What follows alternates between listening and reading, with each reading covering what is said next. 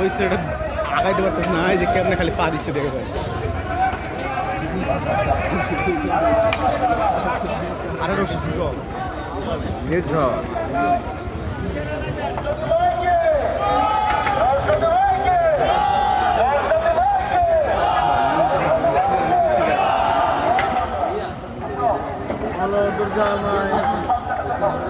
বিদ্যার দেবীকে আসনে রেখে পরে নিয়ে যাচ্ছে এই যে মায়ের বাহন, মানে মা সরস্বতীর বাহনকে নিয়ে যাচ্ছে।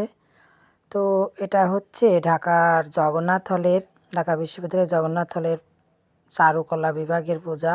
অনেকে না বললেও বুঝতে পারবি যে কোন জায়গার পূজা। তো যাই হোক, একটা কথা যে আমার ভাবতেও ভালো লাগে, এই পূজার কাজের সাথে আমার ছেলেও জড়িত থাকে প্রত্যেক বছরই।